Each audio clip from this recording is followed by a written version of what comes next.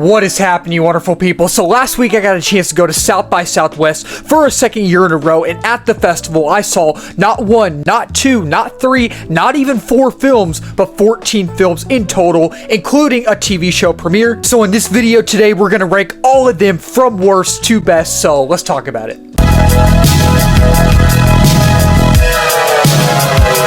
And before I actually dive into the actual ranking itself, I'll get to that in a little bit. I want to just take a few minutes and talk about my experience, because I am excited to talk about some of these films that I did see. I really am, but I'm also excited to talk about the experience part of it. But because while watching the movies is fun, obviously, just getting to meet people and getting to talk to people that you know but haven't yet met, but people you don't know, and you get to meet those people, especially people who love movies just as you, people who are film fans and they're just as passionate about that as you. It's amazing. It's one of the best things in the world. It's one of the best feelings in the world. It is. And I had a lot of fun. I absolutely had a lot of fun. It was tiring, but not in a bad way. Not in a bad way at all. It was a good type of tiring. It was. And this was my second year going. My first year going was last year, and I had an absolute blast last year. I will say, I think South by Southwest last year was a lot better. It definitely was a lot better, but this year was great because last year I saw 10 projects in total. This year I saw 15 projects in total. So I saw a little bit more. Not a lot more, but I did see more than I did last year. And this year I wanted to see, there were 68 movies playing at the festival. Obviously I wanted to see all 68, but if you've been to South by Southwest and if you are planning on going, you know that's not possible. Sadly, it's not possible. But I narrowed it down on my schedule and I was like, okay, I want to see 20-something projects. I think I wanted to end up seeing 25 or 26, maybe even 27 or 28 projects. And sadly, unfortunately, that did not happen, but I did end up only seeing 15. And there's some movies at the festival too that I really, really wanted to see. Some of them I sadly didn't get to see. Maybe I was in line for some of them and I just didn't sadly get in, or maybe some of them that I did want to see that I didn't get a chance to see didn't really line up with my schedule. Movies like Obsession, movies like Monitor, Kill Me, Hokum, Chili Finger, movies like Kevin Bacon's new film, Family Movie. And while some projects that I saw there were just fine, some of them were fine. There was one movie that was really bad, but some of them were really good. There's a lot of movies in here that I'm really, really excited to talk about. Some movies that I absolutely had an absolute blast with, and I got a lot of people's letterboxes, I got a lot of people's Instagrams, I got a lot of people's number, I got a person's number, and that was really cool. It's just really, really fun. I got to finally meet Straw Hat Goofy, which was absolutely insane. I've been watching his reviews for years. I got to meet According to Seth. He does movie reviews as well. We followed each other on social media for a while on different socials like Twitter and Facebook, so that was really cool to meet him. I got to meet Movie Talks with Brock as well. That was cool. And I got to see Cody Leach again. I've been following Cody Leach's reviews. I've been watching his reviews for years, and I got to meet him at South by Southwest for the first time last year, and I got to run into him again this year, which was really cool. It was really cool. And go subscribe to all of these guys, show all of them some love. They're all great. And when I met Straw Hat, I was walking into the Paramount Theater, because when you go to South by Southwest with all the screenings and all the world premieres, it's at different theaters. It's not just one theater. The main place that they show movies at is the Paramount Theater, but you also have the Zach Theater, you have the Alamo Drafthouse South Lamar, you have the State Theater. You have all these different theaters, and they're all smack dab in the middle of downtown Austin. As I was walking into the Paramount Theater, Straw Hat Goofy was walking towards me, and I was like, hey, Juju, love the videos, man. And I gave him a dap up, and I was like, man, it's really good to meet you. And he was like, hey, you too, man, enjoy the movie. That was cool. And when I was in line that Thursday for the opening night film, I Love Boosters, me and According to Seth are friends on Twitter and Facebook. And I was in line and I posted on Twitter my now watching I Love Boosters at South by Southwest, and he commented and he was like,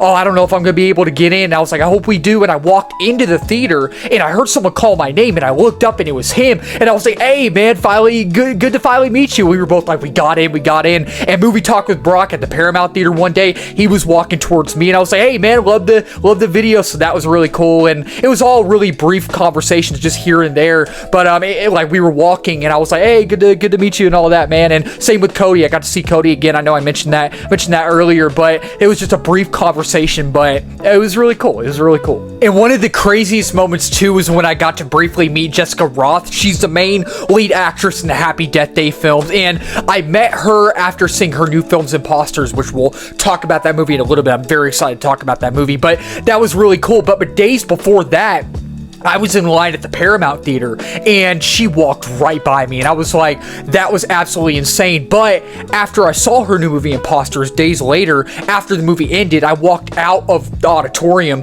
and she was like in one of the little hallways there, and I looked at her and I was like, hey y'all, the movie was really good. It was really good. And she was like, thank you so much. And that was a really brief moment, but a really cool moment. And even for a moment being as brief as that one, it's still stuck with me, and it's just still crazy to think about. It's just wild to me. It was wild. It's really cool because my buddy Nate came down from another state to watch a movie with me. He was actually coming down for a Frisbee tournament, and I told him I was gonna be at South by Southwest, and he was like, oh, why don't I come down and watch a movie with you? And I was like, dude, totally. And this year, South by Southwest, they were doing general admission tickets, so he got a general admission ticket, and that was a lot of fun. That was really cool to catch up with him, and it was his first South by Southwest technically, so I was like, oh, dude, this is so exciting. I'm so excited for you to get to witness South by Southwest and to get to experience this, because he loves movies too. He's very knowledgeable about movies. He is. And when I was in line for Family Movie, Kevin Bacon's new film, that day, one of those days, I didn't get to meet Kevin Bacon, sadly, but I could see him from a distance, so that was really cool. And Ben Wong, who was in Karate Kid Legends last year and The Long Walk last year, and he's going to be the new Hunger Games later this year,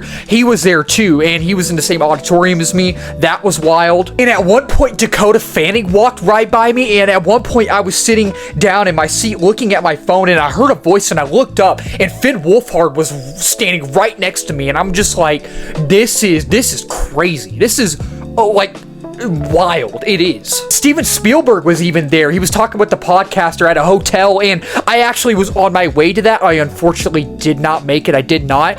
I drove into a hotel parking garage. I did, and I think it was the right hotel, but at the same time, I was like, I don't know if this is the right one. So it started at 1, and I got there close to 1, and I was like, I'm not gonna make it. So unfortunately, I did not make that one. But coming in at number 15 is The Snake. This is a movie this is the only movie that I saw at the festival. A lot of projects I saw, some of them were just fine, but most of the projects I saw, I really enjoyed. Like, I really did enjoy. And then there's the ones that are just fine. This is the only one out of the 15 that I really did not like. I did not like, and if I were to describe The Snake to y'all, it's a very hard movie to describe. I'll let y'all go online and read the plot. I'll let y'all try to figure it out. But it's a movie that just did not work for me. It did not work for me at all. It didn't. And the movie is really bad. It's really bad. It's obviously the worst film that I saw at the festival. And it's, as of right now, I've seen maybe 30-something projects, new releases this year. It's the worst movie of the year. It's absolutely the worst movie of the year. You really just don't care about the characters. You don't really feel for them in this movie, and the story feels overly convoluted. It feels very overly confusing, and our main lead character in here is very unlikable. I don't remember the character's name, but I don't remember the actress's last name, but I know her first name is Sarah, I believe, and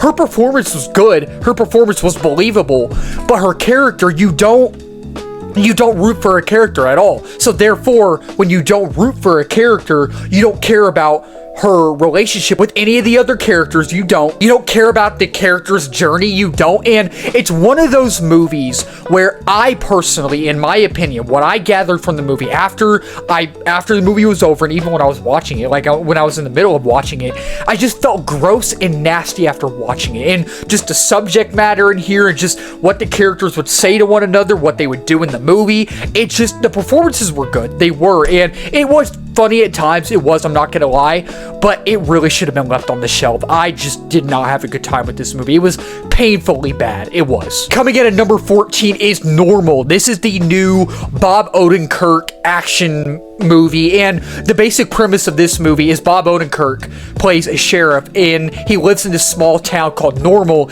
and he starts to suspect that there's some weird, suspicious activity going on, and then you have the chaos that ensues later down the line in the movie. And the movie is not horrible. It's not. But it's one that majority of people at the festival really, really did enjoy. And it's one that I am kind of in the minority on. I love Bob Odenkirk. I love seeing him, whether it's in the Nobody films. I'm not too big on the first Nobody. I think it's fine. It's totally fine. The second Nobody is fine. It's fine, but it's definitely better than the first one. I had a lot of fun with it. It was one of my biggest surprises of the year last year, and this movie feels like it could be a third entry in the Nobody franchise. It's just another generic action flick you've seen a million times before, and it does kind of have its own twist in a way, and you'll see what I'm talking about when you see the movie. But even then, it just felt very cookie cutter. It just felt very run-of-the-mill, and it doesn't reinvent the wheel for the action genre. It doesn't, and it's not very heavy on action. It's not until like the middle or end of the third act, and I thought it was shot well,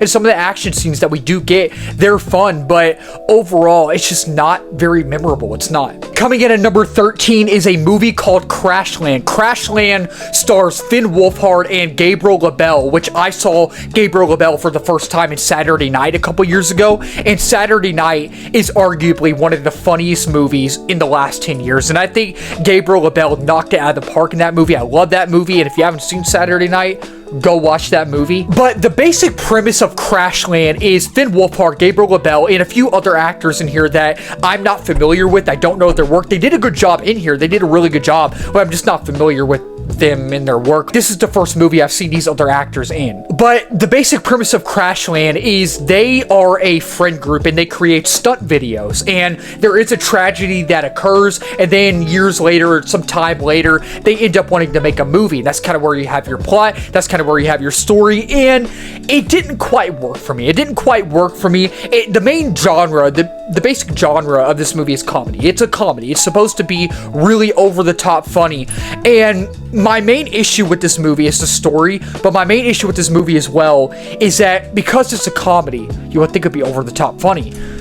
Some of the humor lands, some of the humor does land, but it's not as funny as it should be. I think Finn Wolfhard and Gabriel LaBelle both knock it out of the park. They bring the over-the-top, chaotic energy, but the story isn't as strong as it should be, and it's shot well. It is funny at times, and I think the chemistry between all of our leads in here is great, but as a comedy, it had the chance to be funnier, and honestly, it just fell flat. It did. Coming in at number 12 is a movie called Power Ballad. This stars Paul Rudd, Nick Jonas, who I'm a huge fan of Paul Rudd. He's been one of my favorite actors for years. I've respected him as an actor for so long and as a person. And Nick Jonas, I don't have anything against Nick Jonas. I don't have anything against him, but I've just never been a big fan of him. I've never been a fan of Nick Jonas. I've never been a fan of the Jonas Brothers, but the basic premise of this movie is that Paul Rudd is an aging music star, and now he's a wedding singer. And you have Nick Jonas, who's an up-and-coming music star, and he was in a boy band. Now he's like on his own, and they meet up after a wedding one night, and they like bond over music and all that, and Paul Rudd's character plays one of the songs for Nick Jonas that he wrote, and then time passes by, and Nick Jonas, his character, basically steals the song that Paul Rudd wrote that he sang to him, and that's kind of where you have your story. That's kind of where you have your plot. And this is another movie this year at the festival that majority of people loved, and I'm just in the minority on it. I found the movie to just be alright. I think Paul Rudd and Nick Jonas are both great. They are, and the musical moments and beats are super catchy and fun. They are, and it's shot well, it's funny, it's heartfelt, and it truly is about chasing your dreams, and it is about doing everything in your willpower to accomplish that dream. But I found the story to be a little familiar. I couldn't really latch on to the characters or the story. It felt like something I've seen dozens of times before. It didn't feel really original or new, and I thought the soundtrack was good in here, but it just felt very familiar, and it feels like something I've seen a million times before, a dozen times before. Coming in at number 11 is a movie called A Safe Distance, and this is one that I read the plot for, and I was like, okay, this one could be interesting. Maybe this will be a sleeper hit, because nobody is really talking about it. And the main premise of this movie is this girl goes on a camping trip in the woods with her boyfriend, and he ends up proposing to her, and she declines him. She declines him, and he gets mad. He gets very mad, and he basically leaves her to die. He leaves her to die in the woods, and then she comes in contact with this couple, and we come to find out that they're basically robbers, and that's kind of where you have your story, and then they kind of bond, and some crazy stuff happens and all that, and it's okay. It's totally fine. It's totally fine. I think from a visual standpoint, it's absolutely beautiful and breathtaking. And I think that all the performances in here were great. They are. And I love the score in here. I do. It's very, very Last of Us coded. It did remind me of The Last of Us. It is intense and thrilling at times, and it does a good job of conveying themes about decisions. It does a good job of conveying themes about regret and influences. And I will say, I feel like the story is not that memorable. It's not that memorable. The story at times doesn't know where it wants to go, or what it wants to do, and the flow of the story is not bad. It's not, but it's not as strong as it should be. So I kind of left a little disappointed. I did. Coming in at number 10 is a movie called Over Your Dead Body. This stars Jason Segel, Samara Weaving, and this is another film at the festival that majority of people loved, and this is another one that I'm just kind of in the minority on. I didn't hate it. It's not horrible, but I just didn't find myself loving it like everyone else. It's just okay. The basic premise of this movie is that Jason Segel and Samara Weaving are a couple, and they're kind of going through a rough patch, and they end up going for like a romantic getaway in this like cabin in the woods, sort of. And they basically have secret plans to kill each other, and that plot let alone is so intriguing. That is intriguing, especially with Samara Weaving and Jason Segel. Jason Segel is so much fun, and Samara Weaving is fun too. And it's not horrible, it's not, but I just found myself not interested in what the overall story had to offer. Sure, the story has plenty of depth, it does, and sure, it keeps you engaged with the over-the-top, and it's over-the-top, crazy, bloody action, but the overall concept wasn't executed that well, in my opinion. I think Jason Segel and Samara Weaving are great, and I absolutely love their chemistry in here. The non-linear storytelling was really cool, and it's not afraid to take bold swings. It's not. I wasn't really feeling the overall vibe, but they take some risks in here. They do. And some of the things that happen, I'm just like, there's one scene that happens involving Jason Segel's character, and I'm just like, I do not want to see this. It almost took me out of the movie. Like that subject matter, that type of thing in the movie, I was like, I don't want to see this. Why was this even in the movie? But there is a thing involving a mower. There's a scene that involves a mower later on in the third act, the end of the third act, where I'm just like, oh my gosh, like it takes bold swings. It does. Coming in at number 9 is a movie called Buddy. Buddy is basically a mix of Willy's Wonderland from a few years ago and a demented type of Barney. And the director of this, Casper Kelly, I'm not too familiar with Casper Kelly's work. I haven't seen any of his movies. His other projects I haven't, but this movie stars Keegan-Michael Key, Michael Shannon, Patton Oswalt, Kristen Milioti, Topher Grace, and this movie is a lot of fun. It's a lot of fun. You have to see it with the crowd. You do. And Casper Kelly really does swing for the fences on this one, and he takes major big swings. It's a laugh out loud riot, and it's intense, it's creepy, and it's honestly just a blast. And the main premise of this movie is Kristen Milioti's character. She's a mom, and her daughter got lost in this TV show, the Buddy TV show, and she gets sucked into that, and she has to go save her daughter, and they have to try to escape, and that's kind of where you have your plot. That's kind of where you have your story. And I think the cast ensemble in here is a lot of fun, and not everything works, but if you sit down and turn your brain off, I think you'll have fun with it. Coming in at number 8 is a film called Brian. This is your latest coming-of-age film starring Ben Wong. William H. Macy's in here as well, Randall Park. William H. Macy and Randall Park don't have like too big of roles, but they have prominent roles throughout, and I really enjoyed this movie. I really did. It's basically about Ben Wong's character, Brian. He's in high school, and he's trying to fit in. But his mental health issues get in the way. It is a good film. It's a really good film. It's nothing like groundbreaking or anything. It doesn't really reinvent the coming-of-age genre wheel. It really doesn't. But it is a really solid coming-of-age film. One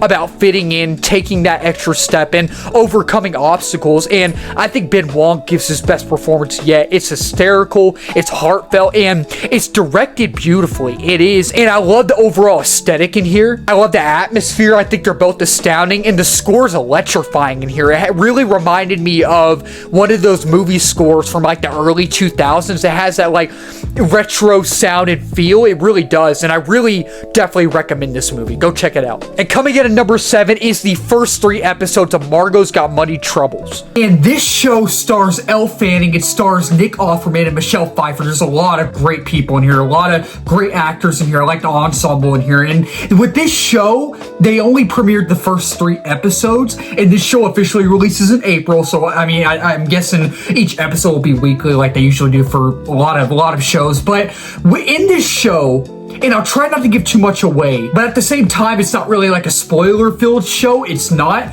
But this is about Elle Fanning's character, Margo. She's in college, and she's wanting to become a writer. And then she has some things that happen to her that kind of put that on the back burner, and that's kind of where you have your story, and you just feel sympathy for her character throughout. You see what she goes through in this show, and you're like, you sit back and you're like, man, I can't imagine going through that. I can't imagine being in her shoes and just seeing her go down that path. It's just so exhausting, and seeing her go down that path is just so, it's sad. It's really sad. And for the show overall, my overall thoughts on it, these first 3 episodes, because that's all they premiere at the South by Southwest, it's fine. It's totally fine. I thought it was fine. It's nothing like groundbreaking or anything, and I don't think I'm gonna watch the rest of the show. I don't really feel the need to. I did think about it. I did kind of think about it, but I don't know yet. I'll really have to think about it. But I think that the performances in here are Emmy worthy. It's shot beautifully, and it's a very thought-provoking show. I love the chemistry between Fanning and Pfeiffer. It's really great. It makes you think, and you actually feel for our characters, and I think Nick Offerman is great in here. Greg Kinnear's in here too, and he's absolutely great in here. He knocks it out of the park. And, you know, the story didn't fully capture me. You do feel the dramatic weight, and the humor lands for the most part, especially for Michelle Pfeiffer. She knocks it out of the park with the comedic timing. I didn't know she was that funny, but she is. She's really funny. And, you know, it goes a little too deep into subject matter, which may not be a negative for some people, and you know, it was a lot. It's a lot to process. It is. And coming in at number 6 is Mike and Nick and Alice. And this film stars James Marsden, Vince Vaughn, and Vince Vaughn. He plays 2 characters in here, the same character, and Isaac Gonzalez, and a lot of other people. Everybody in here is great. And this is basically your typical buddy cop film. It is. It's a time travel action buddy cop comedy film that is actually releasing on Hulu later this week. I think it's releasing on Hulu this Friday the 27th, and it's not perfect. It's not a film that I ever need to watch again, but it's a lot of fun. It's a lot of fun to see with the crowd, and I really had fun with it. It's not perfect, but it's a chaotic riot. It's one where you can sit back and go, yeah, I had fun with that. The chemistry and dynamic between our main leads in here, Vince Vaughn, Isaac Gonzalez, and James Marsden, and Vince Vaughn, is a lot of fun. It is. And Louis Tan, Ben Schwartz, Keith David, Jimmy Tatro, and Arturo Castro are all in here. They all do a good job, and it's actually funny at times, and the action is top notch, and it goes over the top. It does, but for what this movie was going for, it totally worked, and it really just reminded me of a good old buddy cop action film, one from the early 2000s. It has that early 2000s straight to streaming feel to it, which isn't necessarily a bad thing. The film's cheesy at times, but you have a blast throughout, so you don't really care. And coming in at number 5 is a movie called The Saviors. This movie stars Adam Scott, Danielle Deadwyler, Ron Perlman, and the basic premise of this movie is that Adam Scott and Danielle Deadwyler are a couple, but they're kind of going through a rough patch in a way. And they have an Airbnb that they let people rent out behind their house, and this couple comes to rent that out, and they start acting very suspicious. So that's where you kind of have your plot, your story right there, and it's a lot of fun. It's a very thought-provoking film, and it's one that really makes you think, and when you're watching, you're like, I'm not understanding what this movie's about. But then when you watch the movie, when it ends, you're sitting there and you're like, okay, I have an idea, but I might be wrong. Like, Like, after the movie ended, there was a dude sitting next to me, and I didn't even know who the dude was, but I turned to him because I had to turn to somebody and ask somebody what just happened. I was like, so was that might have been that. And he's like, I think it, like, I don't know. We were like, bro, what is happening? I was like, I don't know if it's that or not. I don't know. And it's a very relevant, thought-provoking, and mysterious film, one that keeps you guessing, and one that makes you ask yourself, what am I even watching? And Adam Scott and Danielle Deadwyler are both equally and individually great. It's shot beautifully. I love the vibe in here, and it has a good sense of humor as well. It does. And the story is a little convoluted at times, but the stakes feel high in here, and it's not at all what I thought it would be. It's so fun, and Greg Kinnear shows up in here again as well, and he knocks it out of the park. He does. And I think Ron Perlman, he's great in here. Doesn't have a big role, but he's good in here. He always shines in everything he's in. And Theo Rossi is in here too. He knocks it out of the park. His character is very mysterious, and you're like, there's something suspicious about his character, but overall, the movie's a lot of fun. It is. And coming in at number 4 is a movie called Imposters. This is the one I told you about earlier in the video that stars Jessica Roth, and I told y'all that I got to meet her briefly, which was really cool. And this movie is really good. It's really good. It's really interesting. It's a very thought-provoking film too, and it's basically it's like a mix of The Exorcist with Pet Sematary with the Backrooms. And at first, the first half of the movie feels like Pet Sematary, and then you're like, is this gonna be like The Exorcist? But then the movie takes a turn, and when it gets going, it's like the Backrooms, and I'm like, what is this movie even about? And it is really good. It is really, really good. It's super engaging, chilling, and mysterious, and it's a mysterious, chilling, and engaging thriller. It's definitely a thriller, and one that keeps you on your toes, and one that makes you go, what? Okay. And the chilling atmosphere, the amazing visual aesthetic, and the mystery aspect all make for an enjoyable time, a really good time. And it felt like a mix of the Backrooms. It felt like a mix of the Backrooms and The Exorcist and Pet Sematary. And then it makes that turn, and you're like, oh, this is like the Backrooms. Like, what is happening? Like, what? Okay. And the story may confuse a lot of people, and it may feel a little tad bit convoluted, and I'm not gonna lie, I was confused at times as well, but I was enjoying it, and I was like, okay, so that is that, and I want to know why that's happening. Like, it's really just a mind-boggling movie, and it's one that you think it's gonna be this, but it's not, and you think it's gonna be that, but it ends up being this, and it ends up being that, and you're like, what is happening? And I hope they make a sequel, that way they can dive deeper into the lore, because I really enjoyed it, and I definitely 100% recommend this one. Coming in at number 3 is They Will Kill You. This actually releases in theaters this Thursday, and I'll have my quick review up on the channel as a short up Thursday, actually tomorrow. I'll have it up tomorrow, and this stars Zazie Beetz, Tom Felton, Patricia Arquette, Heather Graham, Mila. Everybody is in here, and the basic premise of this movie is that Zazie Beetz goes to this hotel, and she has to fight these Satanists. There's a bunch of Satanists there, and it's an action movie. It's literally an action movie, and this is the most fun I've had in the theater all year long. Like, I really enjoyed this movie, and if you can, definitely go see this with the crowd. Don't watch it at home. Watch it in a theater with people, because it's that good. It's that good, and it's the perfect film to close out South by Southwest. It was. It's weird, wacky, action-packed, and it's a weird, wacky, and action-packed thrill ride that keeps you engaged the entire time, and it's basically John Wick meets Kill Bill meets Ready or Not with a sprinkle of Sam Raimi, Tim Burton, and Wes Anderson. And Zazie Beetz is incredible. She's an action star. Like, I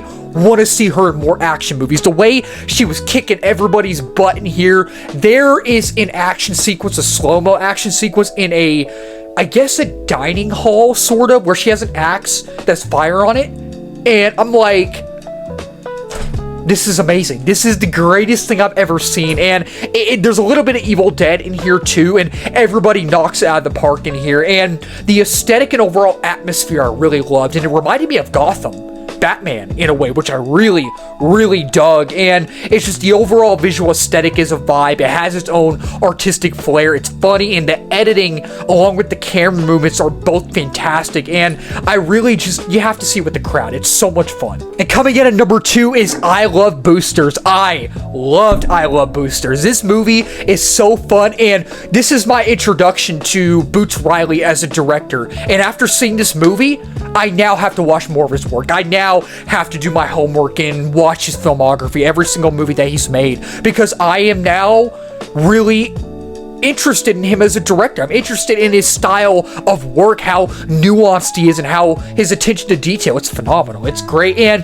the premise of I Love Boosters is it stars Keke Palmer, it stars Naomi Ackie, it stars Isaac Gonzalez, Taylor Page, Will Poulter, Demi Moore, Don Cheadle, Poppy Lou, Lakeith Stanfield. Everybody's in here. This cast is amazing, and the cast ensemble in here is phenomenal. That's what makes it fun. And a booster is someone who steals clothes from a store and sells them online, and, well, not online, but they sell them, like, at a discount price or something like that. That's the plot of the movie, and it is so fun. It is such a fun film. It is one of the most bold and insane films that I have seen in years, and the performances in here are phenomenal. The editing is so unique and nuanced, and along with the visual aesthetic, the colors, and even the score. The score is very epic and energetic. It's legit funny at times, and it never loses its pace, and everybody in here is phenomenal. Everybody is great in here, and maybe it's a little convoluted at times, but Boots Riley swings for the fences in this one,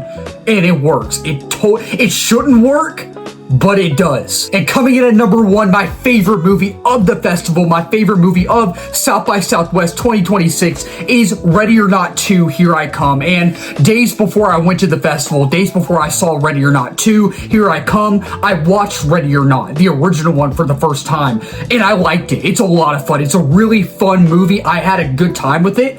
Ready or Not 2 is the better film, though. It is definitely the better film. I had such a ball with this movie. I did. I don't know if it'll end up in my top 10 at the end of the year. When we get to the end of the year, it probably will. If it does, totally fine with that. Totally cool with that. But this movie is absolutely freaking rad, man. As someone who likes the first film, this is easily my favorite out of the two. The stakes feel higher, and the intensity is ramped up to 100, and the sister bond and chemistry between Samara Weaving and Katherine Newton is great. It's electric, and I loved it. I love their banter back and forth, their chemistry back and forth. I love their bond and their relationship in here. And as someone who watched the first one for the first time a couple of days ago, a couple of days before the festival, I did enjoy the first one, but this one just felt like the better film, in my opinion. And I think that Sarah Michelle Gellar knocks it out of the park. Sean Hannity knocks it out of the park. Elijah Wood is great in here, and everybody else is great in here. Kevin Durand is in here. Nestor Carbonell, who plays the mayor in the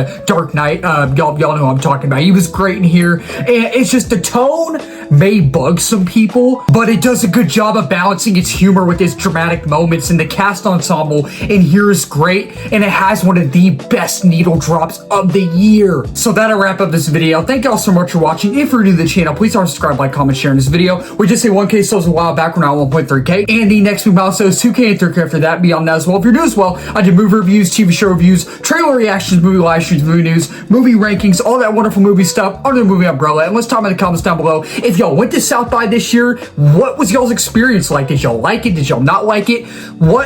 Out of all the movies I saw, what is y'all's favorite movie of South by Southwest that y'all are excited to see? What's y'all's least favorite movie that y'all are excited to see? Let's talk about it down below. Keep talking movies, wonderful people. Cheers.